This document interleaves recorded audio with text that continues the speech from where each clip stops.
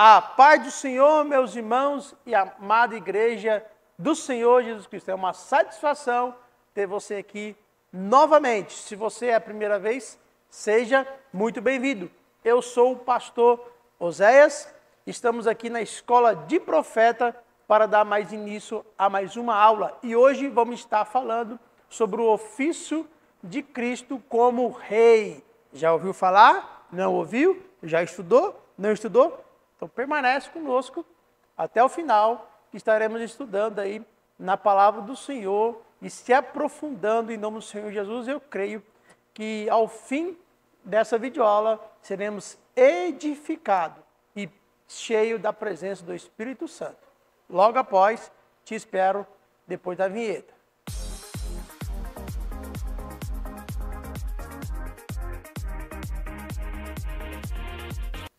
Pois bem, meus amados irmãos, Igreja do Senhor Jesus, dando continuidade aos nossos estudos, Escola de Profeta, nossa videoaula, estamos tratando e trabalhando aqui os 3 ofícios de Cristo. Deixo bem claro, tá, que Cristo sempre teve mais ofício do que esse. Ele foi pastor, ele foi mestre, salvador, redentor, tá? Mas esses 3 ofícios são os 3 ofícios mais importantes daquela época e das Escrituras. Por exemplo, para exercer essa função, todo homem que ia exercer essa função, esse ofício, era ungido. Eram os únicos 3 ofícios que tinham que ser ungido diante do povo, tá? Para exercer essa função. Então, já é uma prova de que eram os 3 ofícios mais importantes daquela época, e Cristo cumpriu e foi prometido como sacerdote, como profeta. Nós mostramos que ele foi prometido no Velho Testamento. Assim também hoje vamos estudar o ofício de Cristo, que ele foi prometido, prefigurado também no Antigo Testamento. Tá bom? Aprendemos que Cristo, como profeta, ele era o profeta, ele é o superior de todos os outros profetas, ele é o profeta supremo, o profeta esperado, prometido, como Messias. Ele é o Messias, desculpa, irmãos, como sumo sacerdote, desculpa aí, vamos cortar não, vamos continuar. Como sumo sacerdote, ele é o sacerdote supremo, sumo sacerdote supremo. Não necessitamos de outro sacerdote, nem de outro sacrifício, porque o sacrifício dele foi suficiente e perfeito. Nenhum outro sacrifício chegará ao nível e à perfeição dele. Então, por isso que os sacrifícios foram cessados. Não tem sacrifício de cordeiro, não tem sacrifício de boi, de animal, porque o sacrifício dele foi perfeitamente, nenhum outro sacrifício chegará a essa perfeição. Então ele é o nosso mediador, nosso sumo sacerdote e o próprio sacrifício que nos salvou, nos resgatou. E hoje vamos aprender ele como o rei prometido, tá? Como ele exerceu essa função de rei e como será esse rei futuramente. Um rei passado, prometido, um rei presente hoje na igreja, no meio dos crentes, e um rei futuramente. Amém? Vamos começar aqui com a prefiguração de um rei messiânico no Antigo Testamento. Vamos tratar aqui de algumas passagens do Antigo Testamento dizendo sobre esse rei messiânico. Eu quero ler primeiramente com vocês em Zacarias 6,12, diz assim: e fala dizendo, assim fala, e diz o Senhor dos Exércitos, eis aqui um homem cujo nome é Renovo. Isso aí já é uma das profecias messiânicas sobre o renovo, né? Sempre falando sobre o renovo aí, o renovo de Davi, o renovo que brotará do tronco de Jessé, e assim diante. Ele brotará do seu lugar e edificará o templo do Senhor. 13, que é importante esse verso. Ele mesmo edificará o templo do Senhor e levará a glória, sentar-se-á e dominará no seu trono e será sacerdote no seu trono, e conselho de paz haverá entre ambos. Por que eu usei esse texto para ser um texto de princípio desse estudo como Jesus rei.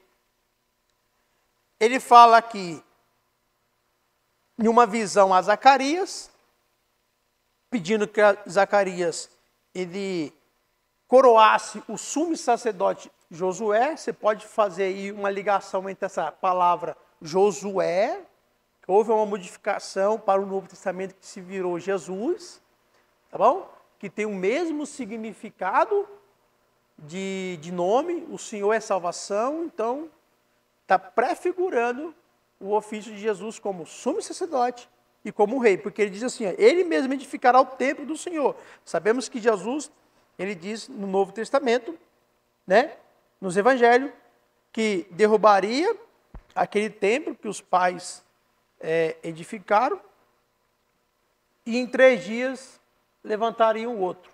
E esse outro templo não é feito de mão de homens, esse templo é o nosso coração, o nosso corpo, que é templo do Espírito Santo do Senhor hoje. E levará a glória, ou seja, a presença, o Espírito Santo, a glória do Senhor, a presença de Deus. E assim descerá e dominará no seu trono e será sacerdote no seu trono. Nunca houve na história, na Escritura, tá bom? Um homem ou uma pessoa que exerceu as 2 funções em uma pessoa só. Nunca ninguém conseguiu exercer as 2 funções de sumo sacerdote e rei ao mesmo tempo. Porém, nessa visão está prefigurando que alguém ia exercer o sumo sacerdote e rei. E essa prefiguração é do nosso Senhor Jesus Cristo, que aprendemos na aula passada, que ele foi o nosso sumo sacerdote, ele é, e ele é rei. Tá bom? Então, prefigurado aí nessa visão para Zacarias sobre a vida do sumo sacerdote, dizendo que Jesus ocuparia essas 2 funções perfeitamente. Amém? E o conselho de paz haverá entre ambos. Terminando o texto aqui. Eu quero usar também o texto de 1 Samuel 30, verso 7. Diz assim, Davi disse a Abiatar, o sacerdote, filho de Aimeleque, traga aqui a estola sacerdotal. E Abiatar trouxe a Davi. Esse aqui é um texto, se você ler lá, é um texto bonito, lindo, uma história, lindo de se conhecer. Davi estava voltando das suas batalhas, das suas guerras, com vitória, com glória, com felicidades, com o seu exército. Quando chega na sua cidade foi saqueada pelos inimigos, as suas mulheres, suas crianças foram levadas cativa e prisioneira com aqueles inimigos que não lembro, os amalequitas, se não me engano. Então todo o povo que estava ali em alegria, voltando da guerra, da vitória, festejando, se tornou em tristeza e choro, porque todas suas mulheres, seus filhos foram levados cativos, tá?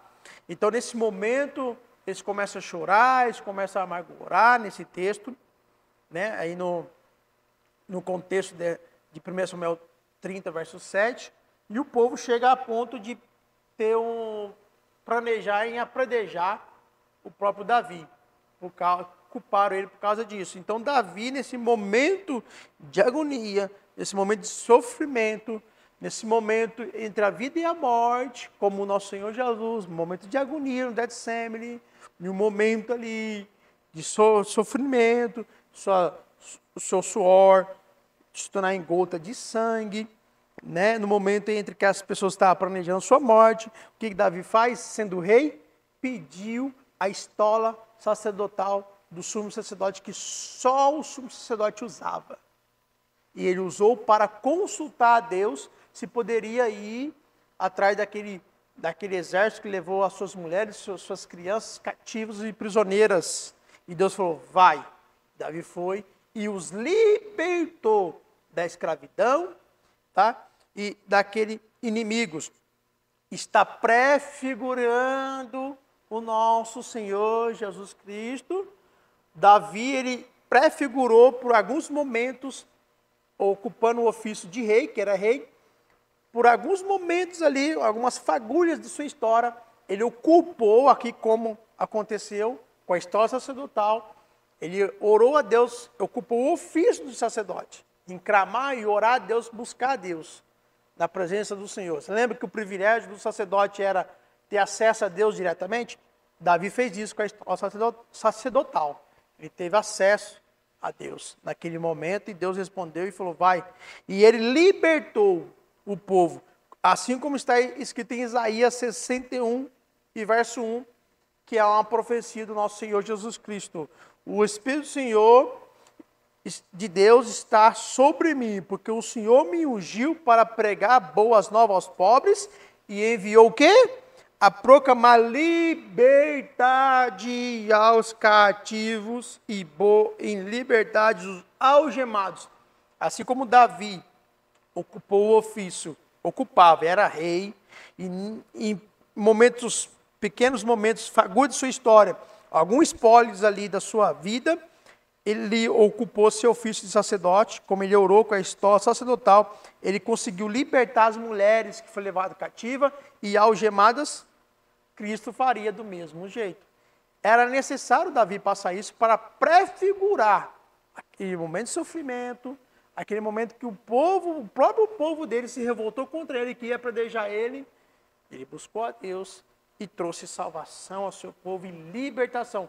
Cristo faria do mesmo jeito, ocupando o ofício de sumo sacerdote e o ofício de rei, que nos traz a libertação, a proclamação da libertação dos cativos e põe em liberdades os algemados. Dá até uma pregação aí, viu?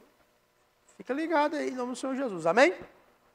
Então, Davi, ele está intercalado com a realeza do nosso Senhor Jesus Cristo. Tá? Ele prefigurava. O outro texto também, até sobre Davi também, 1 Samuel 21, verso 6. Então o sacerdote deu a Davi o pão sagrado. Tá? É um outro texto, eu só diminuí esse texto é enorme, é maior, mas eu só peguei esse texto, tá? Que é a parte A, parte B, não lembro. Mas, no momento em que Davi pegou o pão que estava dentro do tabernáculo e que apenas só os sacerdotes comiam esse pão, que era da mesa da propiciação. Em cima da mesa da propiciação havia 12 pães representando as 12 tribos de Israel e só os sacerdotes poderiam comer. Ninguém, nem os levitas poderiam comer, ninguém do povo, só os sacerdotes. Aquele pão era para o sacerdote. E ele chegou lá e pediu pão para o sacerdote falou, não tenho pão, o único pão que eu tenho aqui é os pães sagrados em cima da mesa de propiciação. E deu a ele e ele comeu. Então ele teve mais um spoiler, ele teve mais uma prefiguração de que um rei, ele não só teve a história sacerdotal, mais de 3 vezes ele fez isso, que a história sacerdotal, e orar e clamar a Deus, como também comeu o pão da propiciação, que só o sacerdote podia ter. Então é uma prefiguração, amém? De que o Messias exerceria esses 2 ofícios perfeitamente, também como o profeta exerceu. Amém? Também tem um texto também que você depois pode ler, que é muito importante, que está aí entrelaçado, aí, está vinculado. Esses textos, né, a história de Davi está vinculada com o reinado do Messias, porque o Messias viria ali semelhante ao reinado de Davi e da sua linhagem. Você pode ler 2 Samuel 7, o verso 3, o verso 12 e 13, Isaías 9, versos 6 e 7, e Isaías 11, verso 1. Amém? Pulando aqui, o tempo é curto, quero pedir uma ajuda para vocês, estamos com uma meta de atingir aqui 500 inscritos no nosso canal, amém? Você que não é inscrito ainda, confere aí se você é inscrito, muitas vezes está nos acompanhando, mas nem sabe que é inscrito. Se inscreve no nosso canal, nos ajuda a chegar a essa meta de 500 inscritos, nos ajuda com um like, para que o YouTube entenda que isso está sendo um conteúdo edificante para a tua vida, útil, tá? Proveitoso, para ele continuar jogando esses vídeos para outras pessoas também, estar recebendo aí de Deus essa palavra em nome do Senhor Jesus Cristo, amém? Se senta em casa, irmão, fica à vontade aí em nome do Senhor Jesus. Quero ler também Salmos 2, de versos 6 ao 9. Ele foi declarado pelo próprio Deus no Antigo Testamento, pela própria vida do salmista também, aqui em Salmos 2, do 6 ao 9, diz assim: eu, porém, ungi o meu rei sobre o meu santo monte, Sião. Executarei o decreto. O Senhor me disse, tu és o meu filho e eu te gerei. Pede-me e eu te darei as nações por herança e os confins da terra por tua possessão. Tu os esmigarás com uma vara de ferro, tu os despedaçarás como a um vaso de oleiro. Pois bem, algumas videoaulas passadas eu falei para vocês estudarem sobre o Monte Sião, né? Eu acho que você não estudou, né? Monte Sião, ele está referindo-se a Jerusalém, tá? Então, muitas vezes ele está referindo-se a Jerusalém terrena, física, e muitas vezes ele está se referindo a Jerusalém espiritual, a nova Jerusalém no céu. Como esse texto está dizendo. Eu, porém, ungi o meu rei sobre o meu santo Monte Sião. Não foi a Jerusalém terrena, foi a Jerusalém espiritual, o lugar celestial dele, tá? Depois se tornou aí o nome de Jerusalém. Monte Sião, Sião porque os jebuseus que antes de Davi tomar ali a cidade, era chamado de Sião, cidade de Sião. Amém? Se for estudar, você vai ver, e é poderoso esse estudo aí, para ser edificante sobre a tua vida. Porém, voltando aqui, eu porém ungi o meu rei sobre o meu santo monte Sião, ou seja, lá em cima ele tinha ungido já o nosso Senhor Jesus Cristo para ser rei. Tá? Pede-me, verso 8, e eu te darei as nações, ou seja, todo um rei para reinar precisa de nação, né? Então ele deu todas as nações ao nosso Senhor Jesus Cristo e todas as possessões. Amém? Ele fala também no verso 9 que ele ia reger com a vara de ferro, ou seja, ele ia governar e administrar todas essas nações em nome do Senhor Jesus Cristo. A promessa messiânica está tão vinculada à casa de Davi que às vezes encontramos o nome de Davi como título messiânico. Por exemplo, Oséias 8:5. Davi já não existia, Davi já estava morto, mas tem um texto lá em Oséias 8:5 que diz: e buscarão o Senhor seu Deus e Davi o seu rei. Ou seja, não que ia buscar literalmente Davi, porque Davi já estava morto, mas Davi está prefigurando ali o Messias. Tá bom? Ele prefigura o Messias, porque o Messias iria ser semelhante ao reinado de Davi. Não só semelhante, mas viria da sua linhagem real. Seria teu sangue, da sua família, sua linhagem ali, né? Da sua cronologia ali, do sua família. Amém? Então está vinculado. Então muitas vezes você vai ver um texto que está falando que vão buscar Davi, mas não é o próprio Davi. É o nosso Senhor Jesus Cristo, o Messias, tá bom? Deixa eu deixar uma explicação aqui para essa introdução e uma explicação, um resumo bem importante aqui dessas três ofícios. Olha só, assim como o ofício de profeta seria na semelhança de Moisés, o ofício de profeta que Jesus ele exerceu em Deuteronômio 18:18 é na semelhança do profeta Moisés. E o ofício de sacerdote seria na semelhança de Melquisedeque. O ofício de Jesus Cristo não é semelhante de Arão, mas sim de Melquisedeque. Falei para vocês estudarem, tá? A semelhança entre sacerdócio de Melquisedeque e de Arão, que você vê que é diferente, que o sacerdócio de Melquisedeque é superior. Tá bom? E Jesus ele veio nessa semelhança do Melquisedeque, não de Arão. Vou voltar aqui. Assim como o ofício de profeta seria na semelhança de Moisés, e o ofício de sacerdote seria na semelhança de Melquisedeque, assim também o ofício de rei é na semelhança de Davi e seria da sua linhagem. Tá bom? O profeta ele teve a semelhança do profeta que prefiguria, Moisés prefigura o Messias, profeta. Melquisedeque está prefigurando o sacerdócio do nosso Senhor Jesus Cristo, e o rei Davi está prefigurando o reinado do nosso Senhor Jesus Cristo. Tá bom? Pois bem, dando continuidade, avançando, quando Jesus nasceu, os anjos, né, cantando ali em Lucas 2:11, tá?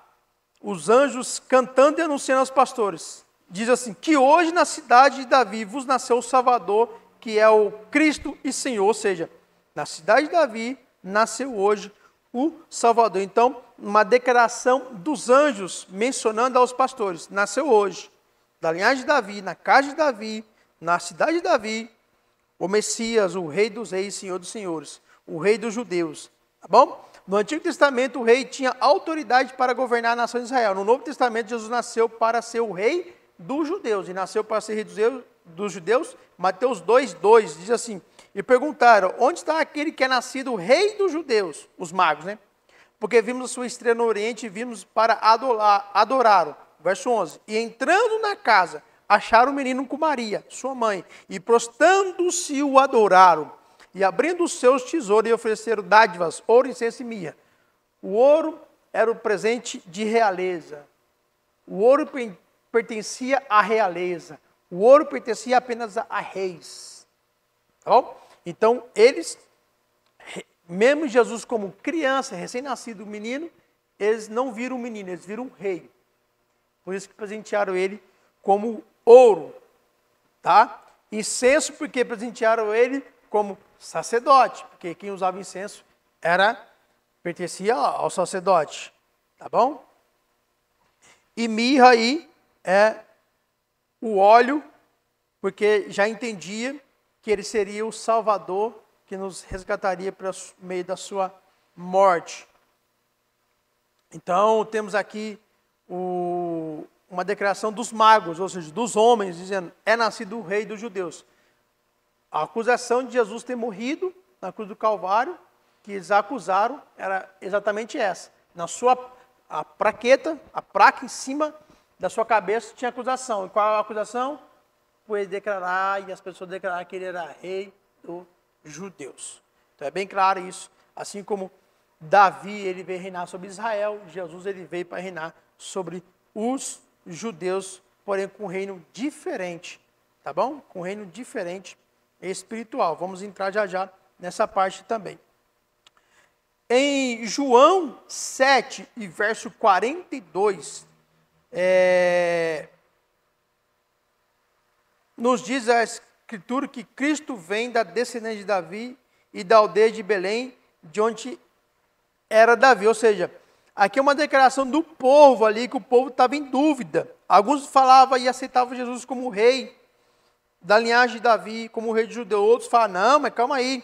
As Escrituras têm sinais. A Escritura, ela aponta, né, e tem indícios dizendo como seria esse rei. E está aqui. A Escritura fala que viria da descendência de Davi, seria da aldeia de Belém, né? Da onde Davi veio, esse rei também devia vir. Só que eles confundiam, porque chamavam Jesus de Nazaré. E todo mundo achava que Jesus nasceu em Nazaré, porém não nasceu em Nazaré, nasceu em Belém. Então ele veio da cidade de Belém, ele veio da linhagem, né, ali de Davi. Tá? Então eles ficavam confundidos, alguns acreditavam, outros não. Ou seja, todos Israel, eles tinham conhecimento dessa profecia e aguardavam o seu cumprimento. Era a expectativa do povo nascer e reinar esse Messias. Então o povo esperava ansiosamente o cumprimento disso. Então alguns acreditavam, mas outros não, porque ficava confundido aí com tudo isso. Então por isso que você vai ver sempre os discípulos mencionando e afirmando que esse Messias era o Senhor Jesus Cristo. Por exemplo, em Atos 13, verso 23, Paulo e Barnabé, na sinagoga da Antioquia, trouxeram o assunto à tona, lembrando aos judeus a promessa feita a Davi, dizendo, da descendência deste, Davi, conforme a promessa, levantou Deus a Jesus para Salvador de Israel. Ou seja, nós vimos os anjos declarando em Lucas aos pastores, nasceu o rei na cidade de Davi. Vimos os magos, homens, declarando ao próprio rei Herodes, nasceu o rei dos judeus aqui, queremos vir para adorá-lo. E os discípulos também declarando, olha, as promessas que vocês conhecem nas Escrituras, tudo que vocês conhecem lá no Antigo Testamento, que Deus estava falando, que viria o Salvador de Israel, o rei de Israel, Deus levantou Jesus como Salvador. Jesus esse é o Salvador, esse Messias, o Rei dos Reis. Tá bom? Então você sempre vai ver os... Porque eles estão dizendo, é esse povo que estava confuso. Alguns falavam, alguns não confessavam. Então eles tinham que pregar esse povo. Então você vai ver sempre ele mencionando. Também em Romanos 1, verso 2 e 3. O apóstolo Paulo escrevendo que a vinda do Messias como homem, descendente de Davi, era cumprimento das escrituras do Antigo Testamento. Tá bom? O qual havia prometido pelos seus profetas nas Santas Escrituras acerca do seu filho, que nasceu da descendência de Davi segundo a carne. Mateus começa o seu relato vinculando Jesus com a linhagem de Davi para já tirar todas as discussões ali dos judeus. Então, assim como o apóstolo Paulo estava mencionando a epístola de Romanos, que nas profecias prometidos, né, os profetas nas Santas Escrituras acerca do seu filho, que nasceu da descendência de Davi, segundo a carne, foi o Senhor Jesus Cristo. Jesus Cristo cumpriu todas as profecias, assim como toda essa semelhança do reinado de Davi. Amém? Então, Jesus recebia diante do povo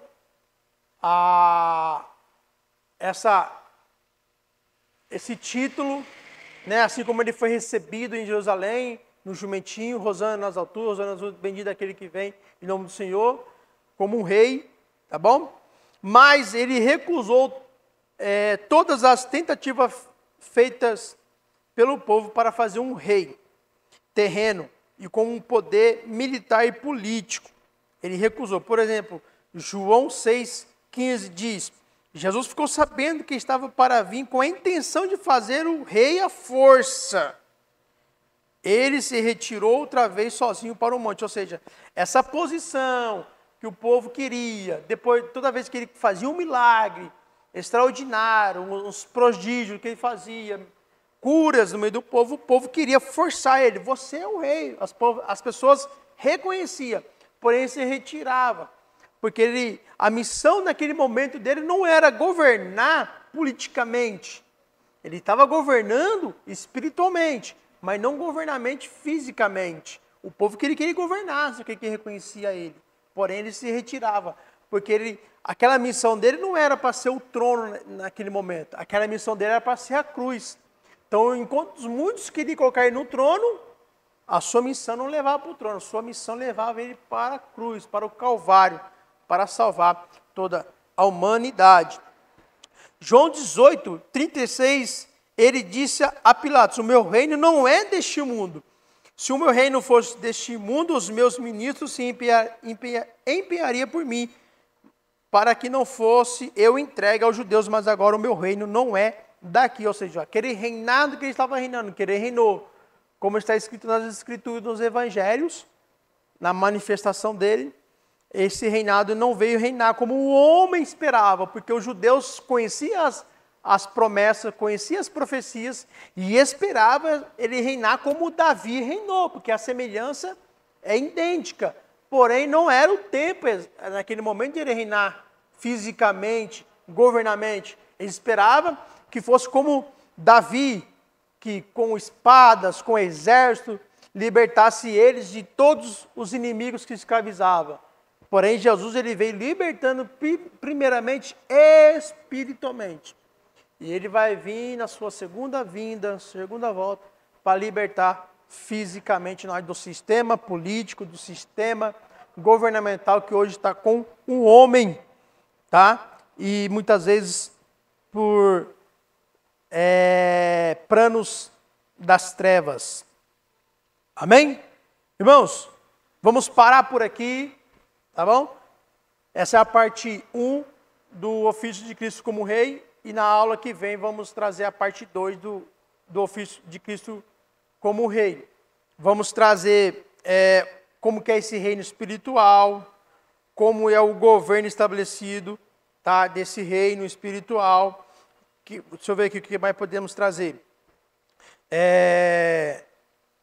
E o reino abrangido pela realeza de Cristo, a natureza desse reino, as características desse reino. Então, espera nós até a próxima aula, que vamos estar trazendo para você para a honra e glória do Senhor. Deixa eu orar. Pai, querido Deus, te louvamos, te exaltamos, meu Pai, por essa palavra, por esse estudo nesta noite, Deus, meu Pai. Ó, Pai, o Senhor reina em nossa vida, o Senhor reina em nosso coração, o Senhor reina em nossa mente, Deus, meu Pai. O Tu que nos governa, governa a Tua igreja, governa os Teus filhos, meu Pai. Se esta vida, Deus, meu Pai, deixou de o Senhor ser governante da vida dela, queremos clamar que ela se rende agora aos Teus pés, que se rende à Tua presença, Deus, meu Pai, e que ela possa voltar, Deus, meu Pai, a deixar que o Senhor seja o governante, que o Senhor seja o rei da vida dela, que ela deixe o Senhor ser o Senhor de todas as coisas da vida dela, Pai. Em nome do Senhor, governa essa vida, governa essa igreja aí, Deus, meu Pai, em nome do Senhor, meu Pai, que o Senhor toma toda a direção, que seja dada toda a direção debaixo da Tua presença, e dada a Tua vontade, Pai, em nome do Senhor, e esperamos com ansiedade. Rosana nas alturas, ó vem Maranata, Senhor Jesus Cristo. Ó vem Maranata, Senhor Jesus Cristo. Venha para governar sobre toda a terra e sobre todo o reino, em nome de Jesus. Amém, amém. A paz, fica com Deus. Tchau, até a próxima.